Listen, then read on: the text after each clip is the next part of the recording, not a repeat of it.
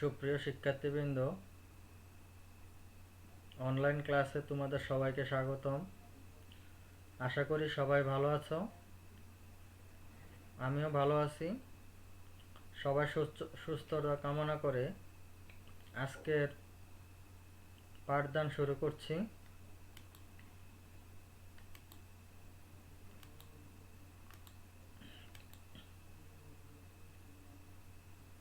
প্রথমে আমি আমার পরিচয়টা দিয়ে নিচ্ছি। আমি প্রদীপ চন্দ্র সরকার, সহকারী শিক্ষক, সাচার বহুমুখী উচ্চ বিদ্যালয়।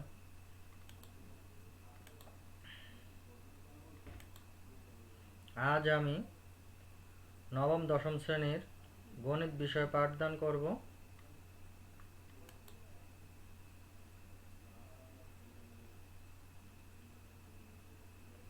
আশা করি অনলাইন ক্লাসের রুটিন অনুযায়ী নবম দশম শ্রেণীর শিক্ষার্থীরা তোমরা বই, খাতা, কলম নিয়ে প্রস্তুত আছো।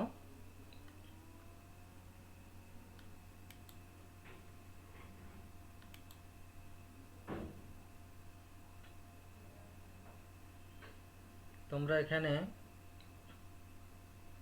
একটা ছবি দেখতে পাচ্ছ। ছবির মধ্যে এখানে দেখো দুইটা কেক আছে, এখানে চারটা আছে। তাহলে আমরা এখন দেখতে পাচ্ছি নিচে 2, এই চিহ্নটার নাম অনুপাত, 2:4, অর্থাৎ 2:4, অনুপাত 4।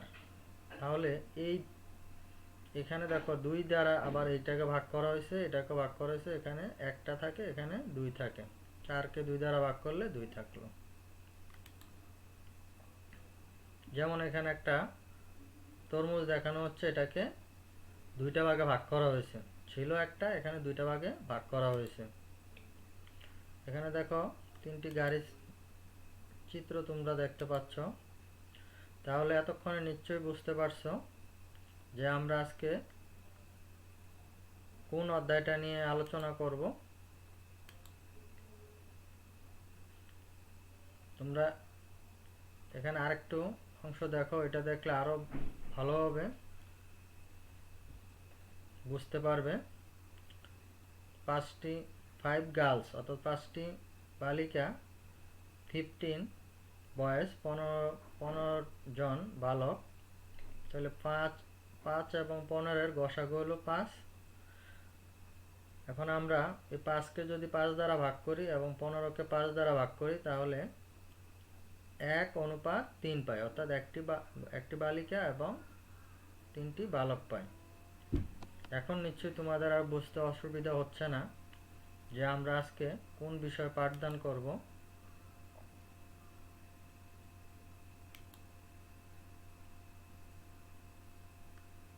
দেখো এখানে কি একটা শব্দ আছে, সমানুপাত, নিচে আছে অনুপাত।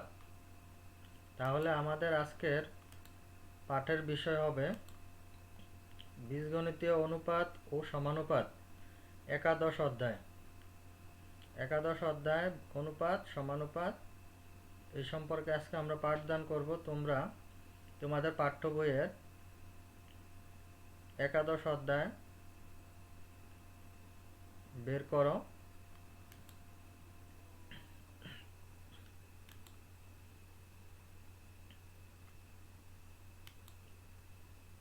তাহলে আজকে আমরা এই অধ্যায় থেকে কি শিখতে পারবো দেখো। অনুপাত কাকে বলে বলতে পারবো, সমানুপাত, ক্রমিক সমানুপাত নির্ণয় করতে পারবো, সমানুপাত ও ক্রমিক সমানুপাতের গাণিতিক সমস্যা নির্ণয় করতে পারবো। তাহলে আসো আমরা অনুপাত সমানুপাত সম্পর্কে একটি সমস্যা সমাধান করি। দেখো এখানে একটা সমস্যা দেওয়া আছে, x equal 4ab divide by a plus b হলে দেখাও যে x plus 2a divide by x minus 2a plus x plus 2b divide by x minus 2b equal 2, যেখানে a নট ইকুয়াল b। তাহলে এই সমস্যাটা আমরা সমাধান করি। তোমরা মনোযোগ দিয়ে খেয়াল করো। তাহলে এখানে দেওয়া আছে কি, x equal 4ab divided by a plus b। বা এক্স ইকুয়াল এই 4ab-কে ভেঙে আমরা লিখলাম 2a ইন্টু 2b, নিচের a প্লাস b এর a প্লাস b ঠিক রাখলাম, বা এই 2a অর্থাৎ এখানে 2a ইন্টু 2b অর্থাৎ 2a গুণ অবস্থায় আছে, অপর পাশে অর্থাৎ বাম দিকে যদি আমরা নিয়ে আসি তাহলে গুণ থাকলে ভাগ হয়, ভাগ হলে নিচে চলে যাবে। তাহলে আমরা লিখলাম x বাই 2a, আর এখানে কি রইল 2b divide by a plus b। তারপরে দেখো আমরা এখানে যোজন বিয়োজন করলাম, অর্থাৎ উপরের অর্থাৎ লব উপরেও লিখবো নিচেও লিখবো, নিচের 2a অর্থাৎ হর উপরে লিখবো নিচেও লিখবো, শুধু উপরে যোগ হবে নিচে বিয়োগ, যোজন অর্থ যোগ, বিয়োজন অর্থ বিয়োগ। তাহলে আমরা এখানে বাম দিকে যোজন বিয়োজন করলাম, অনুরূপভাবে ডান পক্ষকে আমরা যোজন বিয়োজন করতে হবে, অর্থাৎ 2b উপরেও লিখবো নিচেও লিখবো, a প্লাস b নিচের a প্লাস b উপরে লিখবো নিচে লিখবো, কিন্তু নিচে যেহেতু বিয়োগ হবে বিয়োজন হবে এজন্য বিয়োগ, অর্থাৎ a প্লাসের a মাইনাসের a হয়ে যাবে প্লাস b মাইনাস b হয়ে যাবে। নিশ্চয়ই বুঝতে পারছো। এখন বাম দিকের x plus 2a divide by x minus 2a ঠিক রাখলাম, ইকুয়ালের ইকুয়াল দুইটা b উপরে 2b আর এখানে প্লাসের b অর্থাৎ দুইটার একটা তিনটা b আর প্লাস এর a, নিচে দুইটা b থেকে একটা b বিয়োগ করলে আর b থাকবে মাইনাস এর a, এটাকে আমরা 1 নং সমীকরণ দিয়ে রাখলাম।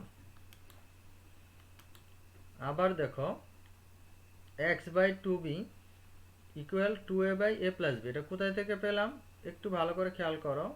আমরা এখানে লিখছিলাম x equal to 2a into 2b, এখান থেকে কি করছিলাম 2a গুণ আছে এখানে ভাগ করে নিচে নিয়ে গিয়েছিলাম, এখন 2aটা ঠিক রেখে 2bটাকে আমরা নিচে নিয়ে গেলাম,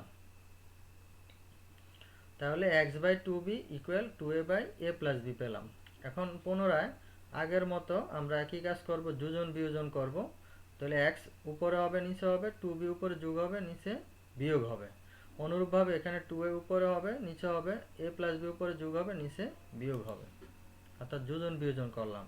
এখানে বাম দিকের অংশটা ঠিক রাখলাম, 2a আর প্লাস a যোগ করলে 3a আর b এর b, 2a থেকে a বিয়োগ করলে থাকে a আর মাইনাস b এর b, এটাকে আমরা 2 নং সমীকরণ দিয়ে রাখলাম। এখন 1 নং এবং 2 নং যোগ করে পাই, দেখো 1 নং এর বাম দিকের অংশ প্লাস 2 নং এর বাম দিকের অংশ যোগ করলাম সমান, তাহলে এটা কি এই তাহলে কি হলো এই যে এটার মান কি পেলাম আমরা, এখানে এটা ঠিক রাখলাম।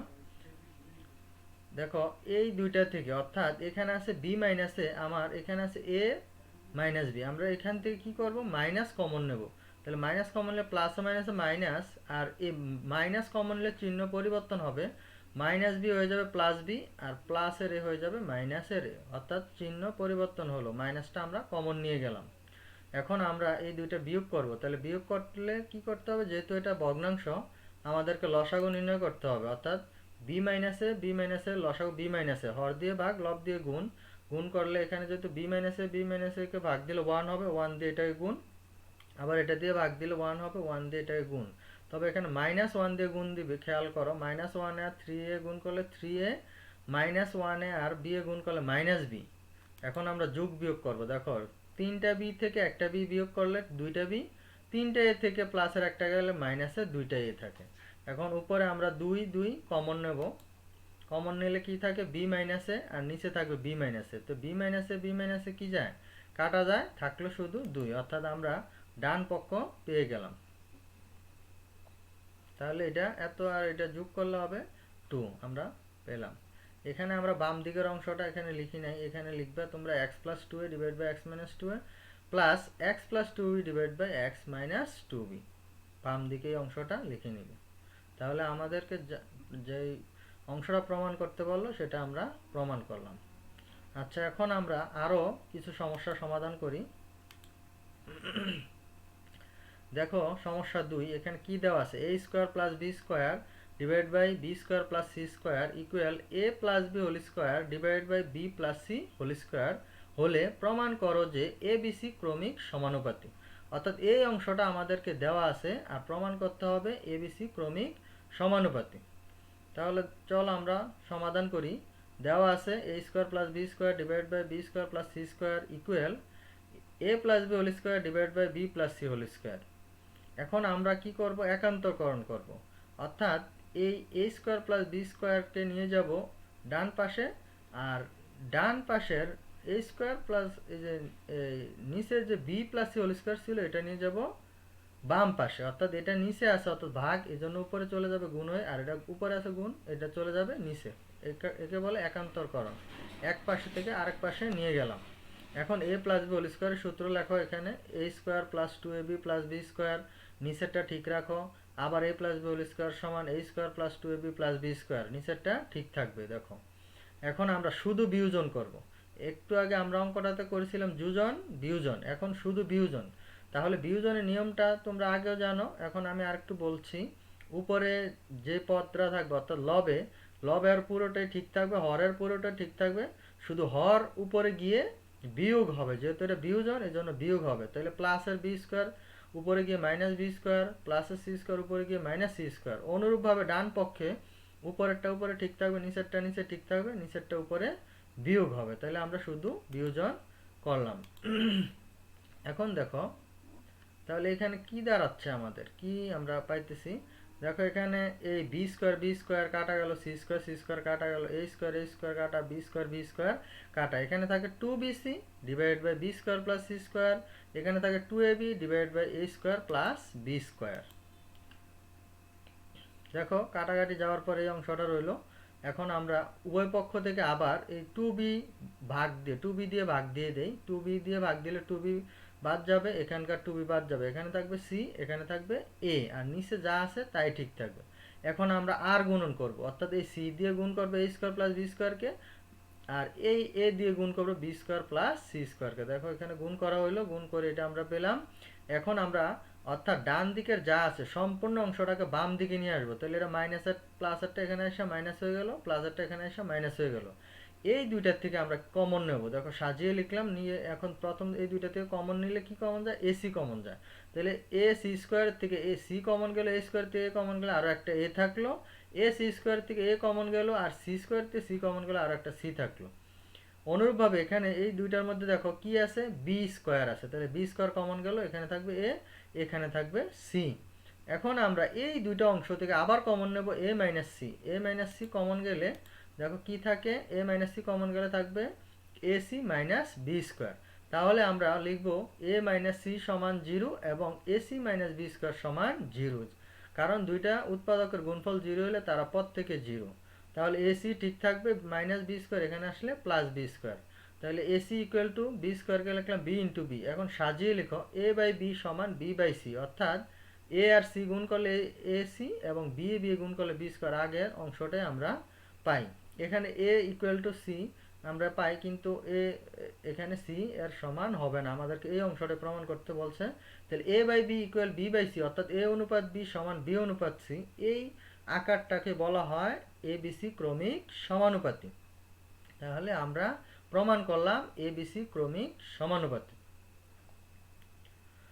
নিশ্চয়ই তোমরা দুইটার সমস্যা ভালো করে বুঝতে পেরেছো। এখন আমরা আরো একটা সমস্যা সমাধান করব, মনোযোগ দিয়ে তোমরা দেখো।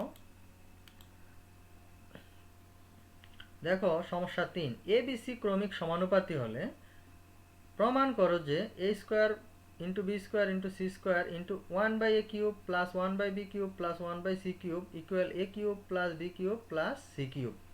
নিশ্চয়ই সমস্যাটা তোমরা দেখতে পাচ্ছ। এর আগের অঙ্কটাতে ছিল, অর্থাৎ এই অংশটা দেওয়া ছিল, এই ধরনের অংশ একটু দেওয়া ছিল, প্রমাণ করতে বলছে এবিসি ক্রমিক সমানুপাতি। এখন আমরা এখানে দেখলাম কি এবিসি ক্রমিক সমানুপাতি হলে এই অংশটা প্রমাণ করতে হবে, অর্থাৎ আগের অঙ্কটার বিপরীত। তাহলে দেওয়া আছে এ বি সি ক্রমিক সমানুপাতি, তাহলে এটার অর্থ হলো এ অনুপাত বি সমান বি অনুপাত সি, বা আমরা অনুপাত অর্থ জানি ভাগ, তাহলে এ উপরে থাকবে অনুপাতের পরিবর্তে ভাগ, আর বি চলে যাবে নিচে, সমানের সমান বি অনুপাত সি কে লেখা যাবে বি বাই সি।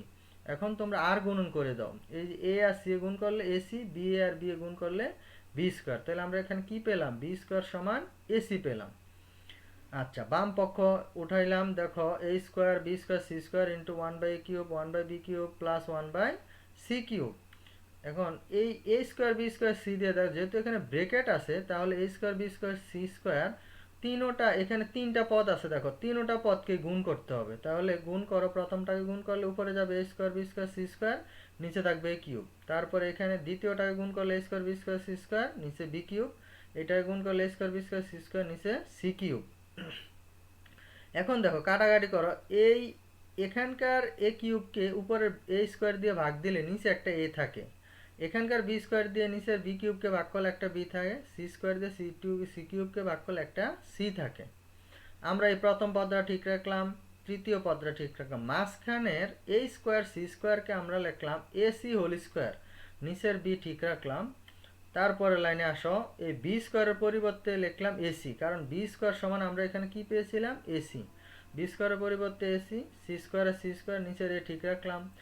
এসির পরিবর্তে আবার একই রকম বি স্কোয়ার বসিয়ে দিলাম, বি স্কোয়ার, নিচের বি ঠিক রাখলাম, এ স্কোয়ার ঠিক রাখলাম, বি স্কোয়ারের পরিবর্তে এসি। এখন দেখো এখানকার এ আর সি কাটা গেল, থাকে সি ইন্টু সি স্কোয়ার সমান সি কিউব। এখানের এ সি সি কাটা গেল, থাকলো এ ইন্টু এ স্কোয়ার সমান এ কিউব। আর এখানে বি স্কোয়ার হোল স্কোয়ারকে আমরা লিখলাম B to the power four. তাহলে বি দিয়ে B cube, B to the power ফোরকে ভাগ করলে বি কিউব। তাহলে এখানে থাকলো A cube plus B cube plus C cube, অর্থাৎ আমরা ডান পক্ষ পেয়ে গেলাম। নিশ্চয়ই তোমরা অঙ্কটা বুঝতে পেরেছ। এখন আমরা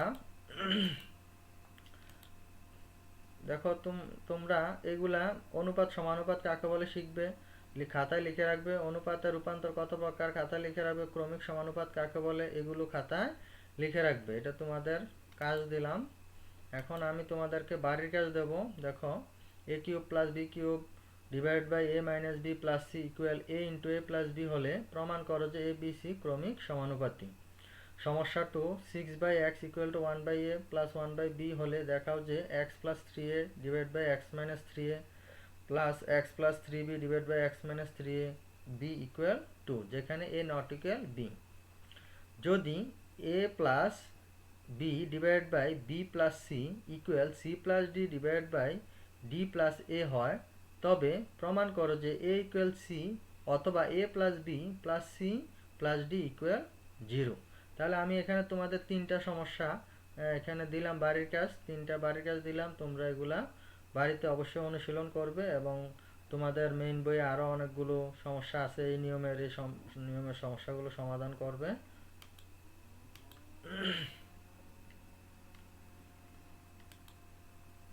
সকলকে আবারও সকলের সুস্থতা কামনা করে, সবাই ভালো থাকো সুস্থ থাকো এই কামনা করে আজকে আমি অনলাইন ক্লাস থেকে বিদায় নিচ্ছি। সবাই ভালো থাকো, সবাইকে ধন্যবাদ।